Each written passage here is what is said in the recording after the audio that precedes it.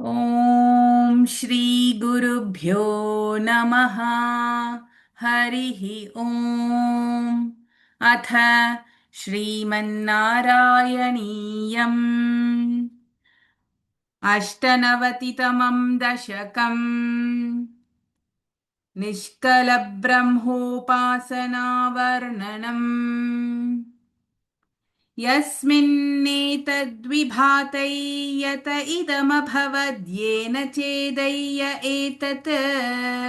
योऽस्मादुत्तीर्णरूपः खलु सकलमिदं भासितै यस्य भासा यो वाचान्दूरदूरे पुनरपि मनसा यस्य देवा मुनीन्द्राः नो विद्युस्तत्त्वरूपं किमु पुनरपरे कृष्ण तस्मै नमस्ते। जन्माथो कर्मणाम स्फुटमिह गुणदोषादिकौ वा न यस्मिन् लोकानामूतये यः स्वयमनुभजते तानि मायानुसारी बिभ्रच्छक्तिररूपोऽपि च बहुतररूपो वभात्यद्भुतात्मा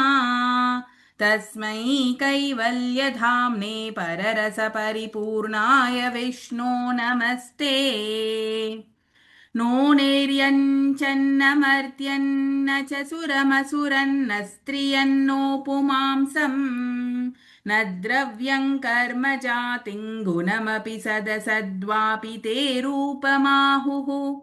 शिष्टै यत्स्यान्निषेद्धे सति निगमशतैर्लक्षणा वृत्तितस्तत् कृच्छ्रेणावेद्यमानं परमसुखमयं भाति तस्मै नमस्ते। मायायां बिम्बितस्त्वं सृजसि महदहङ्कारतन्मात्रभेदैः भूतग्रामेन्द्रियाद्यैरपि सकलजगत्स्वप्नसङ्कल्पकल्पम् भूयः संहृत्य सर्वं कमठ इव पदान्यात्मना कालशक्त्या गम्भीरे जायमाने तमसि वितिमिरो भासि तस्मै नमस्ते। शब्दब्रह्मेति कर्मेत्यनुरिति भगवन् काल इत्यालपन्ति त्वामेकौ विश्वहेतुं सकलमयतया सर्वथा कल्प्यमानम् वेदान्तैर्यत्तु गीतं पुरुषपरचिदात्माभिधन्तत्तु तत्त्वम् प्रेक्षामात्रेण मूलप्रकृतिविकृतिकृत् कृष्ण तस्मै नमस्ते। सत्त्वेनासत्तया वा न च खलु सदसत्त्वेन निर्वाच्य रूपा धत्ते या सावविद्या गुणफनिमतिवद्विश्वदृश्यावभासम् विद्या त्वं सैव याता श्रुतिवचनलवैर्यत्कृपास्यन्दलाभे संसारारण्यसद्यस्त्रुटनपरशुतामेति तस्मै नमस्ते। भूषासु स्वर्णवद्वा जगति घटशरावादिके मृत्तिकावत् तत्त्वे सञ्चिन्त्यमाने स्फुरति तदधुनाप्यद्वितीयौ वपुस्ते स्वप्नद्रष्टुः प्रबोधे तिमिरलयविधौ जीर्णरज्जोश्च यद्वद् विद्यालाभे तथैव स्फुटमपि विकसेत् कृष्ण तस्मै नमस्ते। यद्भीत्योदेति सूर्यो दहति च दहनो वाति वायुस्तथान्ये यद्भीताः पद्मजाद्याः पुनरुचितबलिना हरन्तेऽनुकालम् येनैवारोपिताः प्राङ्निजपदमपि तेच्छावितारश्च पश्चात् तस्मै विश्वन्नियन्त्रे वयमपि भवते कृष्ण कुर्मः प्रणामम्। त्रैलोक्यं भावयन्तं त्रिगुणमयमिदं त्र्यक्षरस्यैकवाच्यम् त्रिशानामैक्यरूपं त्रिभिरपि निगमैर्गीयगा मानस्वरूपम् तिस्रोऽवस्थाविदन्तम् त्रियुगजनिजुषन् त्रिक्रमाक्रान्तविश्वम् त्रैकाल्ये भेदहीनम् त्रिभिरहमनिशंयोगभेदैर्भजे त्वाम् सत्यं शुद्धौ विबुद्धं जयति तव वपुर्नित्यमुक्तं निरीहम् निर्द्वन्द्वं निर्विकारं निखिलगुणगणव्यञ्जनाधारभूतम् निर्मूलं निर्मलं तन्निरवधि महिमोल्लासि निर्लीनमन्तः निस्सङ्गानां मुनीनां निरुपमपरमानन्दसान्द्रप्रकाशम् दूर्वारं द्वादशारं त्रिशतपरिमिलषष्टिपर्वाभिवीतम् सम्भ्राम्यत्क्रूरवेगं क्षणमनुजगदाच्छिद्य सन्धावमानम् चक्रन्ते कालरूपौ व्यथयतु न तु मां त्वत्पदैकावलम्बम् विष्णो कारुण्यसिन्धो पवनपुरपते पाहि सर्वामयौघात् इति श्रीमन्नारायणीये निष्कलब्रह्मोपासना वर्णनं नाम अष्टनवतितमं दशकं समाप्तम् नारायणाखिलगुरो भगवन्नमस्ते नारायणाखिलगुरो भगवन्नमस्ते।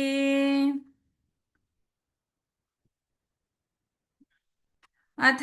नवनवतितमं दशकम् वेदमन्त्रमूलात्मका विष्णुमहिमानुवर्णनम् विष्णोर्वीर्याणि को वा कथयतु धरणेः कश्चरेणोन्मिमीते यस्यैवाङ्घ्रित्रयेण त्रिजगदभिमितं मोदते पूर्णसम्पत् योऽसौ विश्वानि धत्ते प्रियमिह परमं धाम तस्याभियायाम् त्वद्भक्ता यत्र माद्यन्त्यमृतरसमरन्दस्य यत्र प्रवाहः आद्यायाशेषकर्त्रे प्रतिनिमिषनवीनाय भर्त्रे विभूतेः भक्तात्मा विष्णवे यः प्रदिशति हविरादीनि यज्ञार्चनादौ कृष्णाद्यञ्जन्मयो वा महतिह महतो वर्णयेत् सोऽयमेव प्रीतः पूर्णो यशोभिस्त्वरितमभिसरेत् प्राप्यमन्ते पदन्ते हे स्तोतारः कवीन्द्रास्तमिहि खलु यथा चेदयध्वे तथैव व्यक्तौ वेदस्य सारं प्रणुवत जननोपात्तलीला कथाभिः जानन्तश्चास्य नामान्यखिलसुखकराणीति सङ्कीर्तयध्वम् हे विष्णो कीर्तनाद्यैस्तव खलु महतस्तत्त्वबोधं भजेयम् विष्णोः कर्माणि सम्पश्यत मनसि सदा यैः स धर्मान् बध्नाद् यानीन्द्रस्यैष भृत्यः प्रियसख इव च व्यातनोत्क्षेमकारी वीक्षन्ते योगसिद्धाः परपदमनिशय्यस्य सम्यक् प्रकाशम् विप्रेन्द्रा जागरूकाः कृतबहुनुतयो यच्च निर्भासयन्ते नो जातो जायमानोऽपि च समधिगतस्त्वन्महिम्नोऽवसानम् देवश्रेयांसि विद्वान् प्रतिमुहुरपि ते नाम शंसामि विष्णो तन्त्वां संस्तौमि नानाविधनुति वचनैरस्य लोकत्रयस्याप्यूर्ध्वौ विभ्राजमाने विरचितवसितन् वसतिं तत्र वैकुण्ठलोके आपसृष्ट्यादिजन्याः प्रथममयि विभो गर्भदेशे दधुस्त्वां यत्र त्वय्येव जीवा जलशयनहरे सङ्गता ऐक्यमापन् तस्याजस्य प्रभो ते विनिहितमभवत् पद्ममेकं हि नाभौ दिक्पत्रै यत्किलाहुः कनकधरनिभृत् कर्णिकल्लोकरूपम् हे लोका विष्णुरेतद्भुवनमजनयत्तन्न जानीथ यूयम् युष्माकं ह्यन्तरस्थं किमपि तदपरौ विद्यते विष्णुरूपम् नीहारप्रख्यमाया परिवृतमनसो मोहिता नामरूपैः प्राणप्रीत्येकतृप्ताश्चरथमखपराहन्तनिच्छा मुकुन्दे मूर्ध्नामक्ष्णां पदानां वहसि खलु सहस्राणि सम्पूर्य विश्वम् तत्प्रोत्क्रम्यापि तिष्ठन् परिमितविवरे भासि चित्तान्तरेऽपि भूतं भव्यं च सर्वं परपुरुष भवान् किञ्च देहेन्द्रियाद्दिष्वाविष्टोऽप्युद्गतत्वादमृतसुखरसं चानुभुङ्क्षे त्वमेव यत्तु त्रैलोक्यरूपं दधदपि च ततो निर्गतोऽनन्तशुद्धज्ञानात्मा वर्तसे त्वं तव खलु महिमा सोऽपि तावान् किमन्यत् स्तोकस्ते भाग एवाखिलभुवनतया दृश्यते त्र्यंशकल्पम् भूयिष्ठं सान्द्रमोदात्मकमुपरि ततो भाति तस्मै नमस्ते अव्यक्तं ते स्वरूपं दुरधिगमतमं तत्तु शुद्धैकसत्त्वम् व्यक्तं चाप्येतदेव स्फुटममृतरसाम्भोधिकल्लोलतुल्यम् सर्वोत्कृष्टामभीष्टान् तदिह गुणरसेनैव चित्तं हरन्ति मूर्तिं ते संश्रयेऽहं पवनपुरपते पाहि मां कृष्णरोगात् इति श्रीमन्नारायणीये वेदमन्त्रमूलात्मका विष्णुमहिमानुवर्णनं नाम नवनवतितमं दशकं समाप्तम् नारायणाखिलगुरो भगवन्नमस्ते नारायणाखिलगुरो भगवन्नमस्ते अथ शततमं दशकम् केशादिपादान्तवर्णनम् अग्रे पश्यामि तेजो निबिडतरकलायावलीलोभनीयम् पीयूषाप्लावितोऽहं तदनु तदुदरे दिव्यकैशोरवेशम्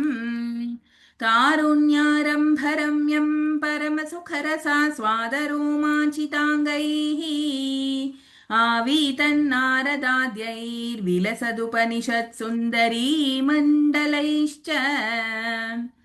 नीलाभङ्कुञ्चिताग्रं घनममलतरं संयतं चारुभङ्ग्या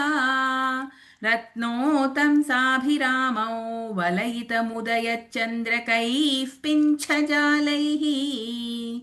मन्दारस्रं निवीतं तव पृथुकबरीभारमालोकयेऽहम् स्निग्धश्वेतोर्ध्वपुण्ड्रामपि च सुललितां फालबालेन्दुवीथीम् हृद्यं पूर्णानुकम्पार्णवमृदुलहरी चञ्चलभ्रूविलासैः आनीलस्निग्धपक्ष्मावलिपरिलसितन्नेत्रयुग्मौ विभोते सान्द्रच्छायौ विशालारुणकमलदलाकारमामुग्धतारम् कारुण्यालोकलीला शिशिरितभुवनं क्षिप्यतां मय्यनाथे उत्तुङ्गोल्लासिनासं हरिमणिमुकरप्रोलसद्गण्ड पाली व्यालोलत्कर्णपाशाञ्चितमकरमणिकुण्डलद्वन्द्वदीप्रम्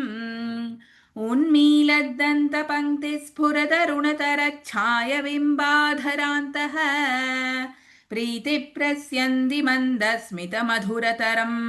वक्त्रमुद्भासतां मे बाहुद्वन्द्वेन रत्नोज्ज्वलवलयभृता शोणपानिप्रवालेनोपात्तां वेणुनालीं प्रसृतनखमयूखाङ्गुली सङ्गशाराम्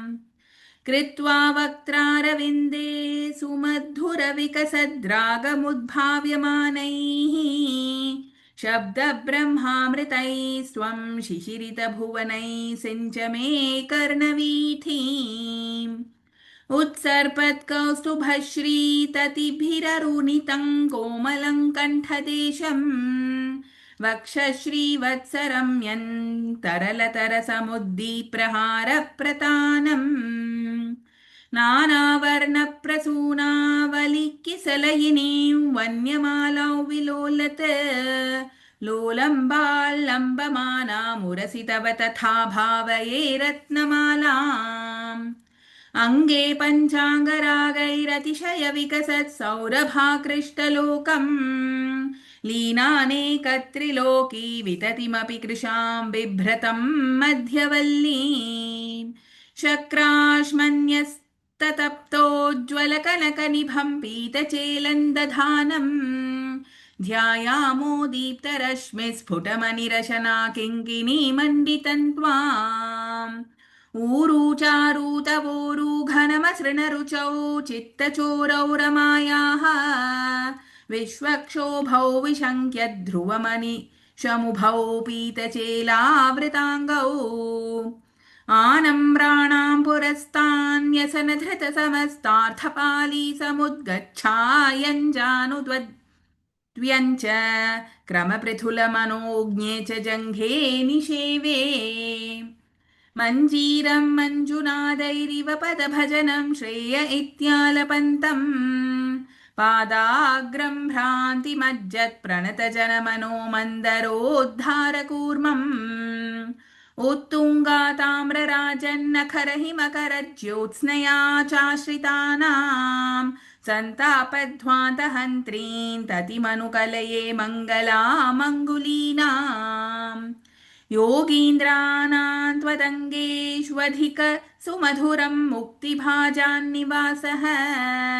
भक्तानां कामवर्षद्युत्तरुकिल